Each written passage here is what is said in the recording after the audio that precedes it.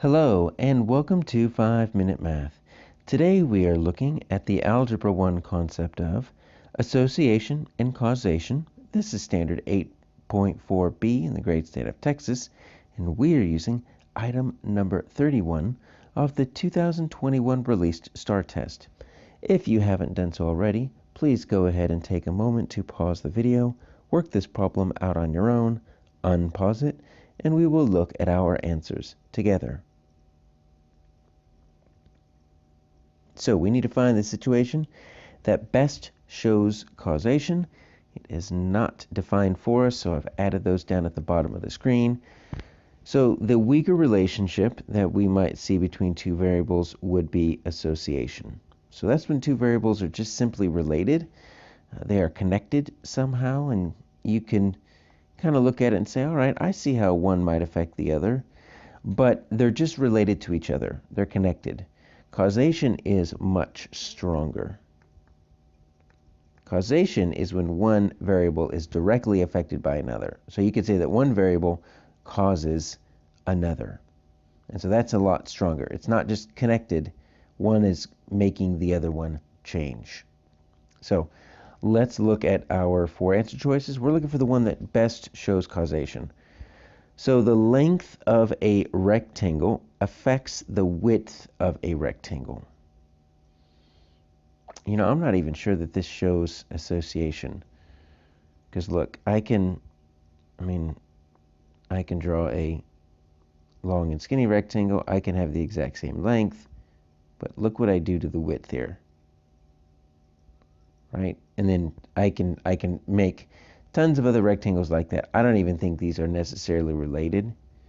If so, maybe it's a very weak association, but just changing one doesn't mean you have to change the other, unless you're dealing with a set amount of area. Now, if you're dealing with a set amount of area, absolutely, right? One is going to change the other. Okay, so it's not A. The amount of time a cell phone is used affects the charge of its battery. Okay. Well, let's see. We have two variables here. Cell phone is used, okay? So we'll say that is going to be our x. That's our independent variable. And then it's battery charge. Well, most of us today are very good with our battery management. We know how much charge we have left, whether we need to charge it or whether we're good to keep it off the charger. But does using the cell phone directly affect its charge? Well, I can easily say that these two are associated. I see how those two are connected. Can I say that one causes the other? Well, if I use my cell phone more, will it make the battery go down more? Yeah, it will.